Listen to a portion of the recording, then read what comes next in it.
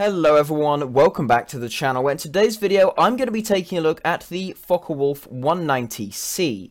Now as you may know, this is going to be the top prize for this year's Festive Quest event, which if you don't know is a yearly event that War Thunder holds where there's 4 prize vehicles, 2 of which are tanks, 2 of which are aircraft, and you basically have to every 2 days earn these so-called Christmas toys by completing tasks, and once you have a certain amount of them you will get the different prizes.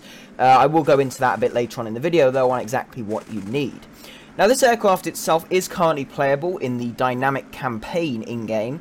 Everyone can access it. You just go to Dynamic Campaign, go to the Battle of the Bulge section of Dynamic Campaign, and select German aircraft from 1943. You will then be able to access this aircraft. You might need to scroll through the missions and find one with the Fw-190C. You might have to refresh the missions and restart the sort of mission finder a few times until you actually get it, because there are a fairly wide selection of aircraft that could possibly come up. But you will eventually get it, so you know, go give it a go. I will mention though that this aircraft, its armament is a bit confusing. In real life, it had 2 MG-131s, which are the guns in the cowl. They look to be machine guns. 2 MG-151 20mm cannons, which are in the wing roots. And there was also one MK-103 30mm cannon in the engine, which goes through the engine and out the front of the spinner. And that is interesting, because that doesn't appear to be here, but it is modelled. There's a hole in the front of the spinner, so it looks like it's modelled to be there. So I don't know if this will be added on once the event is over and the aircraft has been given out, but we'll have to wait and see. But that would be a very nice thing, because currently the 20mm and machine guns don't really do a massive amount of damage at most ranges, so having a single gun in the centre with quite a bit more punch would definitely be really helpful. Nonetheless though, this aircraft is pretty damn fun. You've got pretty decent climb rate, good top speed. This is a fairly fast aircraft, I will definitely say that. In terms of speed, at least from historical values, at sea level this could go 370 miles an hour in level flight, or 600 kilometers per hour, and at 23,000 feet or 7 kilometers this could go 730 kilometers an hour or 454 miles per hour in level flight, which is pretty insane. And I am hearing also that in a dive, this thing could actually reach 900 kilometers per hour without ripping its wings off. Although, of course, in-game you will, if you're trying to get to that speed, do be careful, because your wings might rip off if you pull up or do anything in any type of fast maneuver. But this aircraft was developed before the 190D variant. This the first variant that was actually called the 190C flew in 1943 for the first time, and you know, it did continue to be developed and experimented with until 1944, although it was never actually put into service. But the funny thing is, this aircraft had the performance of the early Focke-Wulf 190D variants 1 whole year earlier. So if this did go into production, it could have really actually helped the German high-altitude war effort against American bombers. But you know, let's not look into that too much. But in terms of in-game performance, it's pretty decent. I have noticed that at lower levels, well, you don't want to be flying at lower levels, to put it bluntly. You will lose your speed incredibly quickly when turning, as you can see here.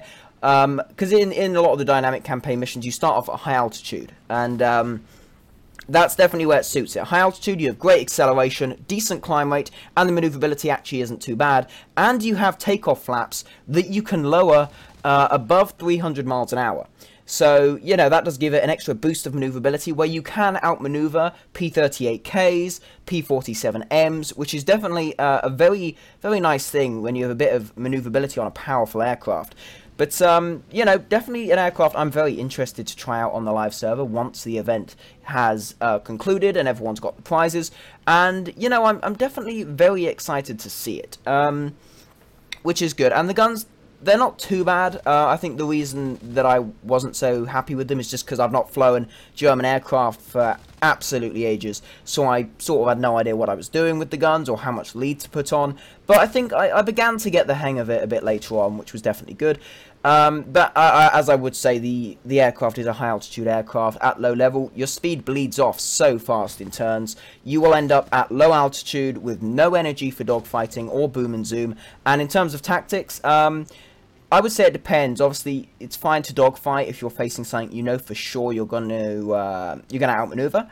but you will still lose a lot. It does bleed speed in turns at any level fairly extensively, so I would say boom and zoom is the way to go. Try not to turn too much, just keep your speed up, keep that energy high, and you shouldn't have any issues with the aircraft.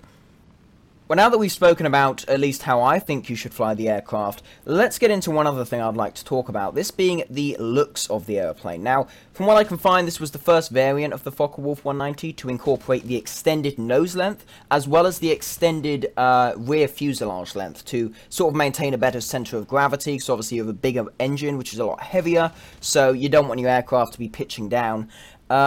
You know, it's definitely interesting to look into. So this aircraft was fitted with a turbocharged Daimler-Benz 603 engine, which I believe was used on the Fw-190D series. Do correct me if I'm wrong, though, because I'm not entirely sure on that. But, yeah, so very powerful engine there. Inline engine, similar to that used on the Messerschmitt 109 and obviously the Fw-190D, rather than the radial engine that was previously used on the early Fw-190 models. Now, you may remember I said turbocharged, and as you can see, there is a whacking great turbocharger on the underside of this aircraft. You can see actually there's a pipe going from sort of the midsection of the gear bay into the turbocharger. I believe that's where the air from the engine, the residual air, is being pumped in, and I believe how it works is it spins a turbine, which in short just provides more horsepower to the engine to give it a bit more power. Turbochargers are mostly used for high altitude aircraft because obviously at low level there's plenty of air, plenty of power for the engine, and the prop doesn't really have to spin as fast to generate as much propulsive power. At higher altitude, the air is thinner, so you're going to need to spin that propeller faster to get the same amount of power from your aircraft. At least that's the way I understand it. But so it has got that. It's got a massive turbocharger on the underside, very big, a lot bigger than any ones that we've seen on, for example, the P-51, those sort of things. Absolutely whacking great turbocharger. The nose is of course extended, and so is the rear section of the fuselage, at least extended from the size of the A models. I believe the D has a similar size. You may also notice there's another oil cooling system underneath the engine, which makes that a little bit bigger looking, as well as the fact that this has a 4-blade propeller. So I'm not sure if this is a bigger propeller than the 190D. It might just be 4 blades that are slightly smaller, but at least from what I can tell, the blades are similar size, just you have an extra blade, so that does also give you a bit more power. Now, you know, definitely very cool, very nice airplane. If we go into X-ray, you'll see you've got the engine, you've got the cooling wings sort of in front of the engine, just behind the propeller. You have the guns in the wing roots, and you can see the 2 guns on top of the engine. I don't believe I can see the 30mm cannon, so I don't know if it's modelled in the X-ray, but it is certainly modelled on the actual 3D model, because there is a hole in the middle of the spinner, so we're just going to have to wait and see if that is added. One other thing of note being the cockpit design. Now, from what I can tell, this is the exact same cockpit design that is present on other 190 variants. It is a cockpit model that's been in the game for an incredibly long time, so I would hope that that would be due for an update at some point, in a similar way to how Gaijin have updated the P40's cockpit, as well as the P47's cockpit design, both of which now, they look way better than they previously did. So, you know, I would hope that that will be updated soon, maybe over the next year. I presume they're planning to continue with their model updates. They've done model updates for example, the P40, the Spitfires, the BF-110, so I believe the 190s will be on that list fairly soon. Anyway, though, now that we've gone over all of that stuff, the last thing to talk about is, of course, how to get this aircraft. Now, I mentioned the Christmas toys. Fairly simple. Every 48 hours there will be 5 tasks. They're going to be the same tasks, but if you complete 3 of them within those 48 hours, you will get a Christmas toy. Now, to get the 190, you need 10 of these Christmas toys to get the aircraft, and then you need 11 of them to get another camouflage. We currently don't know what that camouflage will look like, but I am hoping we'll get a peek at it fairly soon. Now, I think it is worth noting that as well as getting the Focke-Wulf 190C, you will also be able to grab another premium aircraft, and this is the MB152C1. Now, you will get this for 5 Christmas toys, so it's sort of the halfway point to the 190. This is going to be likely a French Tier 3 premium. It is effectively the same as the MB152 in the tech tree, only I believe it's got 2 extra guns, and then of course, for 6 Christmas toys, you will also get a camouflage for this aircraft, so very good.